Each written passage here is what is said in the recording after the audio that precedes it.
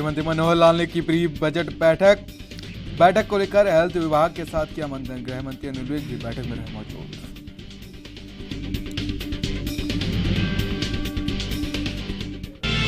Budget को लेकर बोले हरियाणा के डिप्टी सीएम। सभी विभागों ने वित्त मंत्रालय को दिए बजटरी एस्टीमेट। कहा ई गवर्नेंस के मॉडल को मजबूत करने वाला होगा बजट।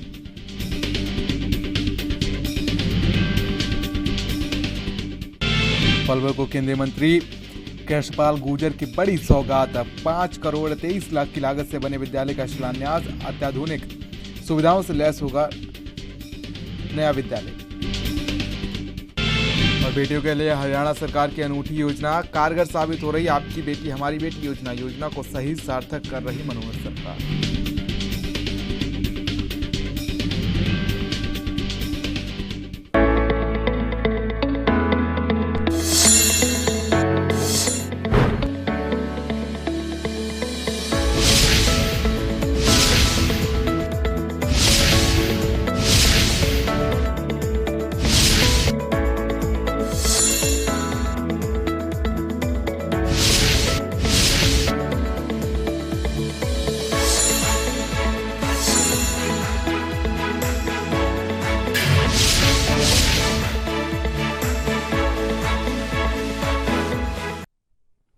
नमस्कार, आप देखें हरियाणा चौपाल और मैं हूं आपके साथ प्रियव्रत दीक्षित। रुक लेते खबरों की, जहां पर आगामी 2 मार्च से हरियाणा के बजट सत्र शुरू होने वाला है और इससे पहले मुख्यमंत्री मनोहर लाल लगातार प्री बजट चर्चा कर रहे हैं। आज हेल्थ विभाग के साथ बजट को लेकर मुख्यमंत्री मनोहर लाल ने मंथन किया और इस दौरान गृह मंत्री अनिल विज इस बैठक में मौजूद रहे। साथ ही आपको बता दें कि वो भी वीडियो कॉन्फ्रेंसिंग के जरिए से इस बैठक में जुड़े। वहीं एम्स के डायरेक्टर डॉक्टर रणदीप गुलेरिया भी बैठक में हिस्सा बने और इससे पहले सीएम मनोहर लाल ने अलग अलग विभागों के साथ प्री बजट चर्चा की। बीते दिन पंचायत विभाग के साथ मुख्यमंत्री मनोहर लाल ने प्री बजट बैठक की थी। तो वहीं आपको बताते हैं कि पंचायती राज संस्थाओं को वित्तीय तौर पर मजबूत करने के सवाल पर मुख्यमंत्री ने कहा कि देश के संविधान में पंचायतों को बहुत से अधिकार दिए हुए हैं। इसके अलावा पंचायत अपने स्तर पर भी टैक्स और शुल्क लगाने में सक्षम है।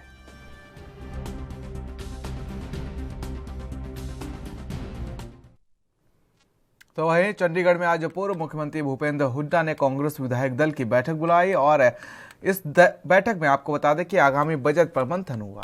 साथ ही विपक्ष ने बजट सत्र को लेकर रणनीति बनाई। बैठक के बाद मीडिया से मुखातिब होते हुए पूर्व सीएम भूपेंद्र सिंह हुड्डा ने क्या कुछ कहा, सुनवाते हैं आपको। देखिए, मौजूदा सरकार जो है हरियाणा में, ये जो है जो रूल ऑफ लॉ की जगह जो है it is ruling by law.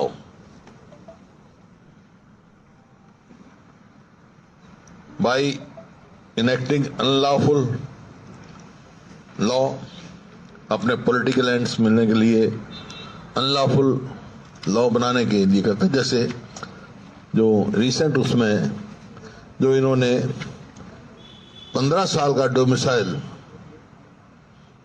को 5 साल कर दिया सर्टिफिकेट रेजिडेंस के लिए। और जब ये किया अंडर गार्ब ऑफ हम 75% देंगे, उसके गार्ब में किया, तो मौजूदा सरकार की सारी नीतियां जो हैं वो बहकावे, बहलावे, बरगलाने, बांटने की नीति। तो वह मुख्यमंत्री मनोहर लाल के नेतृत्व में हरियाणा सरकार बेटियों को सशक्त बनाने के लिए प्रतिबद्ध है और इसी कड़ी में बेटियों के उज्जवल भविष्य के लिए सरकार द्वारा आपकी बेटी हमारी बेटी योजना चलाई जा रही है। इस योजना का उद्देश्य राज्य में बालिकाओं के जन्म के प्रति सामाजिक दृष्टिकोण में परिवर्तन लाना, कन्या भ्रूण हत्या पर रोक लगानी और साथ ही लिंगानुपात में सुधार के साथ साथ बालिकाओं को शिक्षा के उचित अवसर प्रदान करना है। सरकार की इन योजनाओं का एक असर हुआ है। इन योजना से आपको बता दें कि राज्य में लिंगानुपात लगातार बेहतर हो रहा है। बेटियों के प्रति समाज की सोच और सकारात्मक बदलाव आया है और बेटियों को आगे बढ़ने का समान अवसर भी इस योजना के चलते मिल रहा है। सरकार के एक प्रवक्ता ने बताया कि महिला और बाल विकास विभाग के माध्यम से चलाई जा रही इस योजना के तहत ग्रामीण और शहरी क्षेत्रों में जन्मी अनुसूचित जाति और बीपीएल परिवारों की पहली बेटी के जन्म पर 21,000 रुपये और सभी वर्गों को दूसरी और तीसरी बेटी के जन्म पर 21,000 रुपये की राशि जीवन बीमा निगम में निवेश की जाती है।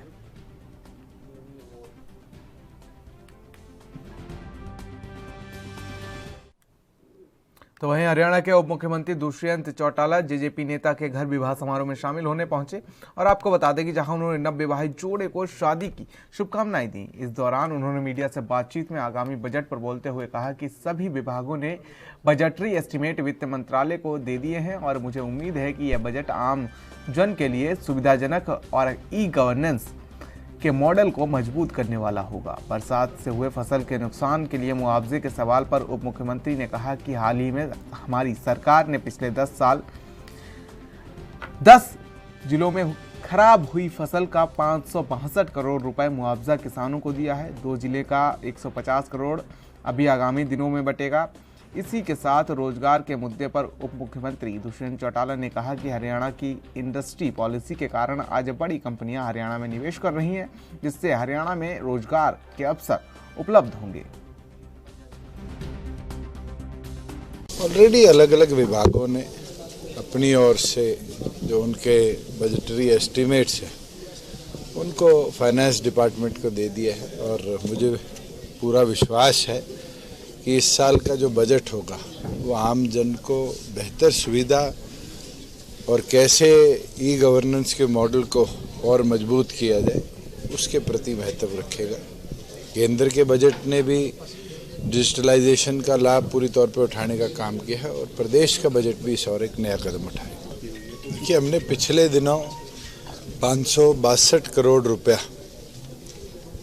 हरियाणा प्रदेश के अंदर 10 जिलों में जो पिछली फसल खराबा था उसका बांटा है। 2 जिलों का लगभग 150 करोड़ और अभी बटना है और उसके साथ साथ इस साल की भी ऑलरेडी जो पटवारी जनरल गिरदावरी करते हैं वो चल रही है। जैसे ही उसकी रिपोर्ट आएगी और जहां नॉन इंश्योर्ड लोग हैं उसके ऊपर सरकार जरूर उनको भी मुआवजे की राशि देने का काम करेगी। आप पहले Haryana enterprise and employment policy और उसके साथ साथ जो अन्य पॉलिसी प्रदेश में आई है उसको पढ़िए और उसका नतीजा है कि आज मारुति हो, फ्लिपकार्ट हो, एटीएल हो, ऐसी बड़ी कंपनी हरियाणा प्रदेश में निवेश कर रही है। उस क्राइसिस में जहां दुनिया भर में कंपनियां बंद हुई वहां आईटी सेक्टर का इतनी बड़ी। तो वहीं केंद्रीय राज्य मंत्री कृष्णपाल गुर्जर ने पलवल जिले को बड़ी सौगात दी है। आपको बता दें कि गांव धतीर में लगभग 5 करोड़ 23 लाख रुपए की लागत से बने राजकीय मॉडल संस्कृति वरिष्ठ माध्यमिक विद्यालय में बनने वाली नई 4 मंजिला इमारत का विधिवत शिलान्यास किया। इस अवसर पर पलवल के विधायक दीपक मंगला मौजूद रहे। कृष्णपाल गुर्जर ने कहा कि हरियाणा में बच्चों को गुणवत्तापूर्ण शिक्षा प्रदान करने के लिए सरकार द्वारा मॉडल संस्कृति स्कूल खोले जा रहे हैं। अत्याधुनिक सुविधाओं वाले मॉडल संस्कृति स्कूल में विद्यार्थियों को अंग्रेजी माध्यम से शिक्षा प्रदान की जाएगी। उन्होंने कहा कि प्रधानमंत्री नरेंद्र मोदी और हरियाणा के मुख्यमंत्री मनोहर लाल के नेतृत्व में चलाई जा रही बेटी बचाओ बेटी पढ़ाओ सरकार की ये योजना कारगर साबित हो रही है। आज के युग में बेटियां लड़कों से किसी भी क्षेत्र में पीछे नहीं है। हरियाणा सरकार द्वारा बेटी बचाओ बेटी पढ़ाओ की दिशा में सराहनीय कार्य किए जा रहे हैं। देखिए, पलवल जिले का धतीर गांव हमारे इलाके का ऐतिहासिक गांव। यहाँ के बच्चों ने शिक्षा में अनेक कीर्तिमान स्थापित किए। ग्रामीण आंचल में पूरे हरियाणा में यहाँ के बच्चे प्रथम स्थान प्राप्त करते रहे। और लेकिन स्कूल की बिल्डिंग की दशा ठीक नहीं थी। हमारे यहाँ के विधायक दीपक मंगला जी के प्रयास से हरियाणा के यशस्वी मुख्यमंत्री मनोहर लाल जी ने जब से वो आए तय कर रखा है कि हम शिक्षा की दशा को भी सुधारेंगे और जो जर्जर हालत में बिल्डिंग है उनकी दशा को भी सुधारेंगे। उसी निमित्त उन्होंने हरियाणा के बच्चों को अंग्रेजी माध्यम में शिक्षा देने के लिए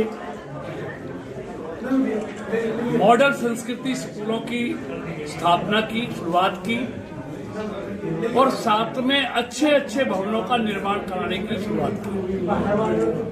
ऐसे ही धतीर गांव में 5 करोड़ 23 लाख की लागत से नई स्कूली बिल्डिंग का आज निर्माण का शिलान्यास किया गया है। समय 2 साल है, लेकिन 1.5 साल में बनकर ये बिल्डिंग तैयार होगी, जिसमें 21 कमरे होंगे, 5 लैब होंगी, प्रिंसिपल रूम होगा, टॉयलेट होंगे। ये तमाम सुविधाएं उस बिल्डिंग 4 मंजिला बिल्डिंग में होंगी। और अब देखेंगे आप, हरियाणा में तमाम मनोहर जी की सरकार आने के बाद भवनों की जो दुर्दशा थी उनको सुधारा जा रहा है। तो वहीं रूस और यूक्रेन के बीच युद्ध स्थिति की संभावना के बढ़ते तनाव के असर अब भारत में भी देखने को मिल रहे हैं। और इसी के चलते आपको बता दें कि भारत से यूक्रेन में MBBS की शिक्षा ग्रहण कर रहे छात्र छात्राएं अब भय के माहौल को देखते हुए वापस लौटने लगे हैं। हिसार के एक परिवार के लोगों के चेहरे पर डर की लकीरें साफ दिखाई दे रही हैं।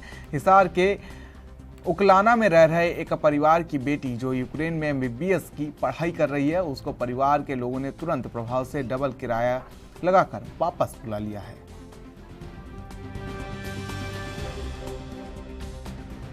बेटी से तो सर रोज ही बात होती है, जैसे वो भी बहुत डरी हुई है। जो माहौल बना हुआ है वहाँ का देखते हुए हमने उसको अर्जेंट आने के लिए बोला है। तो इस अर्जेंट में हमें आर्थिक समस्या का सामना करते हुए उसकी टिकट 55,000 रुपये में करवानी पड़ी।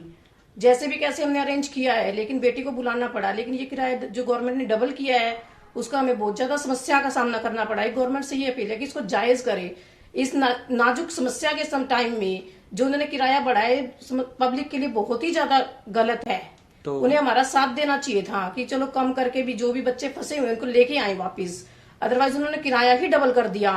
तो जैसे भी अपने बच्चे के लिए हम कर रहे हैं, लेकिन गवर्नमेंट से यही अपील है कि थोड़ा सोचे, इस तरफ ध्यान दें। हाँ सर जी, मेरा नाम पवन कुमार है।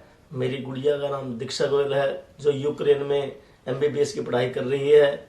हम हालत को देखते हुए, वो माहौल वहाँ काफ़ी युद्ध की हालत हो रही है, इस वजह से हम अपनी गुड़िया को बुला रहे हैं। वो 23 तारीख की फ्लाइट है, 24 को यहाँ पहुँच जाएगी। उसका किराया भी फ्लाइट का लगभग 53,000 रुपये है, जो किराया पहले 25 से 30,000 में होता था, अब डबल रेट का रखे है। हम गवर्नमेंट से, सरकार से यही निवेदन करते हैं। तो वहीं हरियाणा डेमोक्रेटिक फ्रंट के राष्ट्रीय महासचिव चित्रा सरवारा ने हरियाणा के नगर निकाय क्षेत्रों में की गई विकास शुल्क बढ़ोतरी को तुरंत रद्द करने की मांग की है।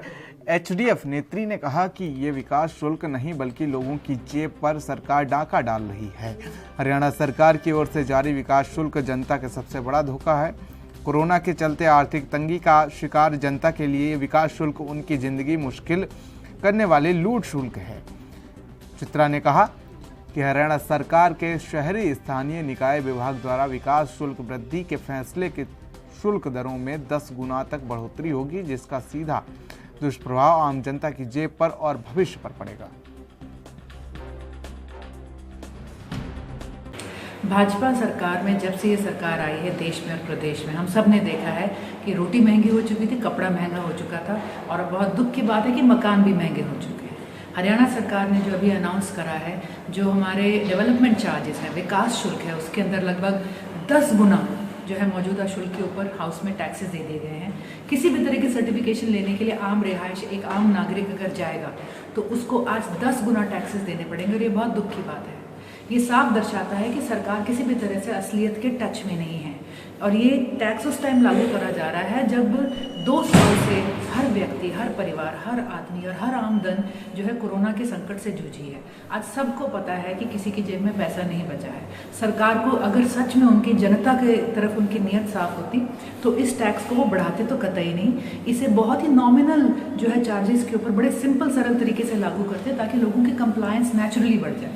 हम हरियाणा डेमोक्रेटिक फ्रंट सरकार ने जो ये वृद्धि करी है, हम कहेंगे कि जो उन्होंने एक तरह से लूट शुल्क लोगों पे एक और जो है लागू करा है, इसका हम कड़ा विरोध करते हैं। हम सरकार से कहते हैं कि एक बार इस पर फिर से पुनर्विचार किया जाए, इसे वापस।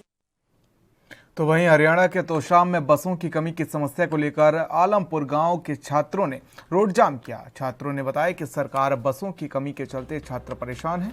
बड़ी संख्या में छात्र छात्राएं गांव से तोशाम और भिवानी शिक्षा लेने के लिए जाते हैं। छात्रों की मांग है कि गांव से छात्रों के लिए अलग से बस चलाई जाए, ताकि छात्र शिक्षा ग्रहण करने के लिए समय पर पहुँच सकें।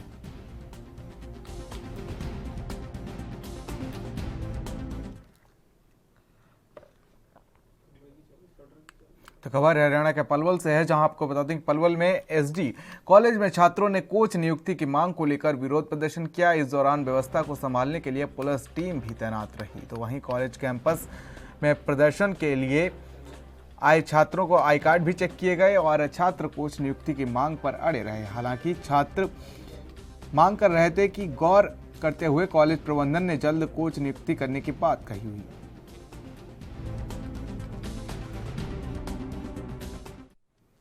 और फिलहाल यहाँ रुकेंगे छोटे से ब्रेक के लिए। ब्रेक के बाद भी खबरों का सिलसिला लगातार जारी है।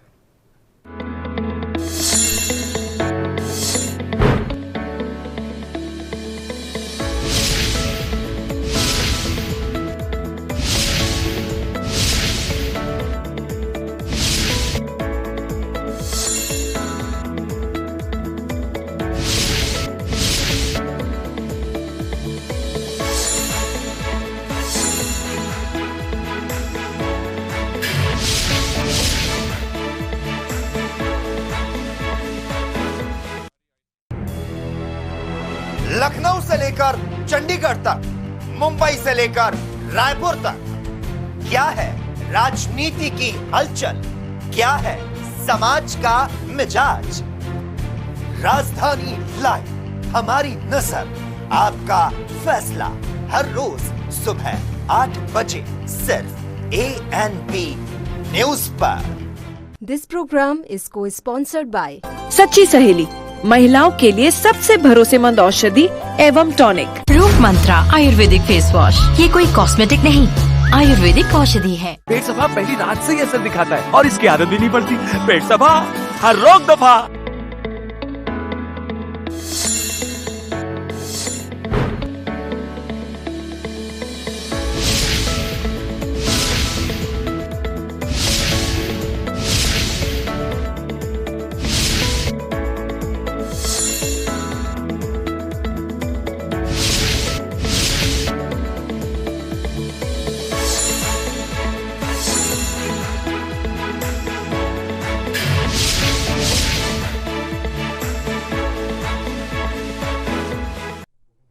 तो ब्रेक के बाद हरियाणा चौपाल में आप सभी का स्वागत है। रुक कर लेते खबरों को, जहां पर अंबाला में पुलिस प्रशासन नशा तस्करों के खिलाफ सख्ती से पेश होता नजर आ रहा है। नशा तस्करों के खिलाफ अंबाला पुलिस द्वारा अभियान चलाया जा रहा है।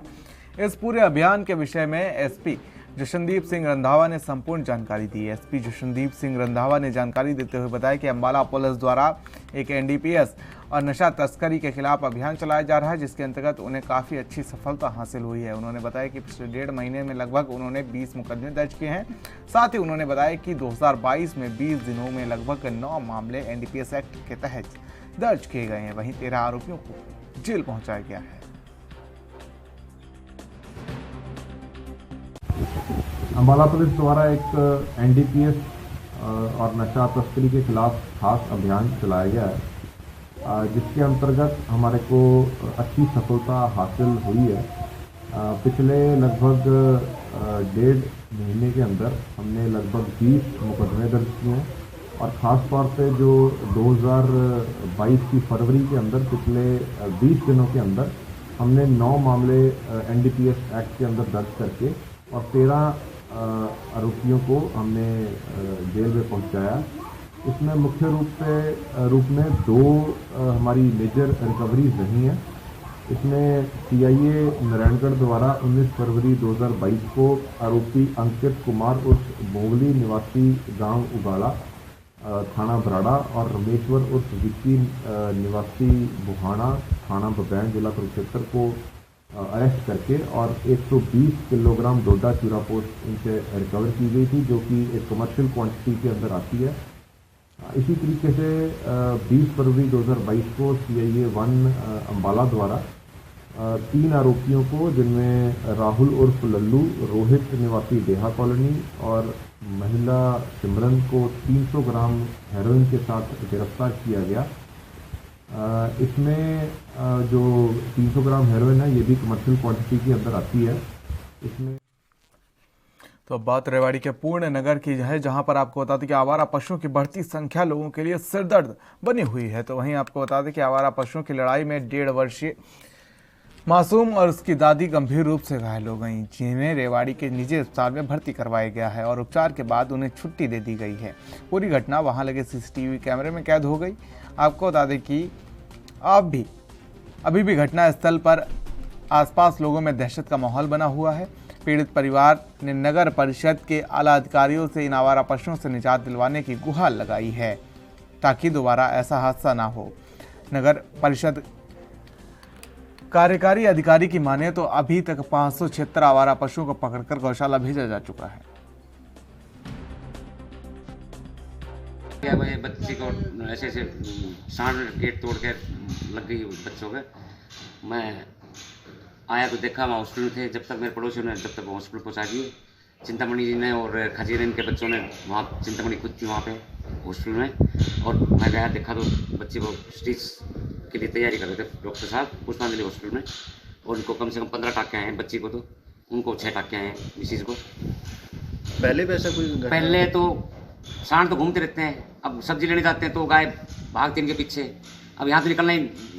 देखिए जी, आवारा पशुओं को पकड़ने के लिए हमने टेंडर किया हुआ है और 576 गायें और सांड्स को पकड़ के गौशाला भिजवाया जा चुका है और आगे भी लगातार पकड़वा रहे हैं। आम जनता से, शहरवासियों से मेरी विनती है कि शहर के अंदर कोई भी आदमी बाहर से आकर गायें छोड़ता दिखे तो उसकी तुरंत सूचना या तो नगर परिषद में या पुलिस अथॉरिटीज़ के पास ज़रूर दर्ज कराएं, क्योंकि हम लगातार गायें पकड़ते हैं फिर भी गायें लगातार शहर में आती रहती हैं। इसलिए आपसे विनती है कि जब भी कोई बाहर का आदमी शहर में गायें छोड़े तो उस पर स्ट्रिक्टली आप हमें इन्फॉर्म करें। जनता से भी ये अपील। तो झज्जर में एक निजी अस्पताल में उपचाराधीन महिला की मौत को लेकर परिजनों ने अस्पताल प्रबंधन पर इलाज में लापरवाही बरतने का आरोप लगाया है। मृतका झज्जर के पास ही गांव जौंधी की रहने वाली थी। सूचना मिलने के बाद पुलिस मौके पर पहुंची और शव को अपने कब्जे में लेकर पोस्टमार्टम के लिए नागरिक अस्पताल भिजवाया। मृतका का नाम सुशीला निवासी गाँव जौंधी बताया जा रहा है। मृतका के बेटे का कहना है कि 3 दिनों पहले उसने अपनी मां को इलाज के लिए यहां के एक निजी अस्पताल में भर्ती कराया था। बार बार पूछने के बाद भी वहां के मेडिकल स्टाफ उसकी मां की हालत में सुधार होने की बात कहता रहा, लेकिन बीती देर शाम उसकी मां ने दम तोड़ दिया। आरोप ये लगाया जा रहा है कि इलाज के नाम पर अस्पताल का स्टाफ केवल और केवल बरगलाता रहा। युवक का आरोप है कि अगर समय रहते उसकी मां का ठीक ढंग से इलाज किया जाता तो यह हाल नहीं होता।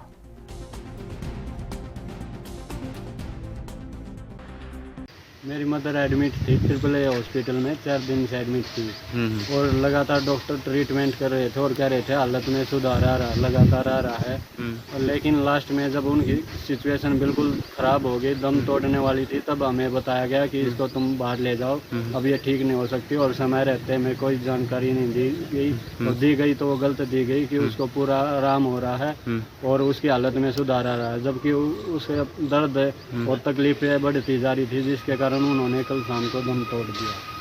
और दम तोड़ने के बाद इन्होंने बोला कि आप इसको ले जा सकते हैं। हमने बोल दिया था कि आप ले जाओ, जबकि इन्होंने ये सरासर झूठ बोल रहे हैं और इन्होंने इलाज में लापरवाही की है, जिसके कारण मुझे मेरी माँ की जान से हाथ धोना पड़ा। कौन से हॉस्पिटल का मामला है? AAA hospital. डॉक्टर कौन थे वहाँ पे? डॉक्टर एक तो लेडीज डॉक्टर थी, डॉक्टर पुनियानी करके है, और एक डॉक्टर दीपक दैया। ये नाम क्या आपकी मदर का? मेरी माँ का नाम था सुशीला। तो हॉस्पिटल के खिलाफ शिकायत दी आपने? हाँ जी, मैंने शिकायत दी। ठीक। ये सुशीला नाम की औरत थी जो AAA हॉस्पिटल में एडमिट थी 3 दिन से जी।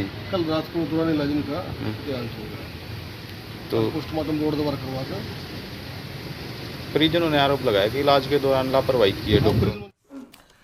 तो घरोड़ा में सेवा, सुरक्षा और समर्पण के दावे से इतर यहां थाने में खाकी दागदार हो गई है। खाकी पर कलंक लगने वाला और कोई नहीं बल्कि थाने का ही एक होमगार्ड है। शिकायत लेकर पहुंची महिला ने होमगार्ड पर उसके साथ दुष्कर्म करने का संगीन आरोप लगाया है। दुष्कर्म के बाद आपको बता दें कि आरोपित मौके से फरार हो गया। वहीं पीड़ित ने घरोड़ा के DSP से न्याय की गुहार लगाई है और आरोपी के खिलाफ फौरन कार्रवाई करने की मांग की है। DSP ने शिकायत सुनी और उसके बाद आश्वासन दिया कि जल्द से जल्द कार्रवाई की जाएगी।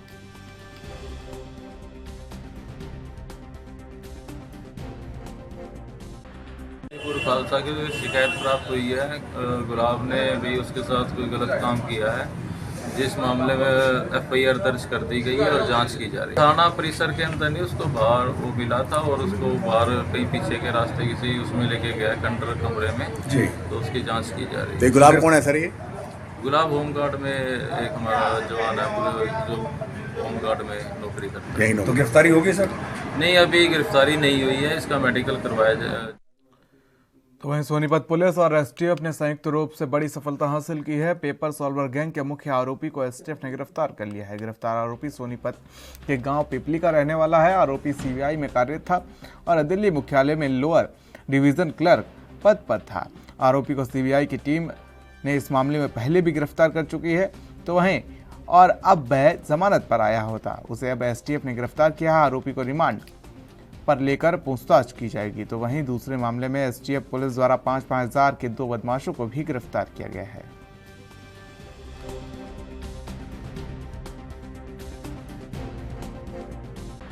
पेपर लीक करवाते हैं, तो ये उस गैंग का एक मुख्य आरोपी है जिसका नाम दिशांत सनोफ आजाद वासी पीपड़ी है। ये सीबीआई में कार्यरत है और इसके ऊपर सर कहाँ है? सीबीआई में क्या पद है? सीबीआई में एलडीसी करके कोई पद होता है जो हेडक्वार्टर मुख्यालय दिल्ली में ही स्थित है। लेकिन अब ये पेपर लीक का गिरोह से जुड़ा हुआ है, अपने गैंग मेंबर से जुड़ा हुआ है, तो ये पेपर लीक के काफ़ी सारे इसने केसेस करवाए हैं। उस गैंग का ये मुख्य सदस्य है। तो इसको पहले सीबीआई ने भी गिरफ्तार किया था इसी पेपर लीक मामले में ही एक केस में, तो वहाँ से ये बेल आउट हो गया था। अब हमने इसको गिरफ्तार किया। सर कौन से बड़े बड़े एग्जाम इन्होंने क्लियर करवाए हैं? उनके थोड़ा इन्होंने काफ़ी सारे हैं, जेई का है, गेट का है, यूजीसी का है, एम्स का है और काफ़ी सारे 13-14 एग्जाम है जो इन्होंने। हरियाणा सरकार से संबंधित कोई पेपर लीक मामले में भी वांछित है? हाँ, ये एमटीएस के और कई हरियाणा के भी हैं, उनके बारे में पूछताछ कर रही है। अभी इसको 5 दिन की पुलिस रिमांड पे लिया गया। अच्छा, इनको कहाँ से गिरफ्तार किया था? इसको पिपली गांव से गिरफ्तार किया। पिपली सोनीपत या सोनीपत? अन्य कुछ और? हरियाणा चौपाल में फिलहाल मेरे साथ इतना ही। देश और दुनिया की अहम खबरों के लिए बने रहिए एनबी न्यूज के साथ। नमस्कार।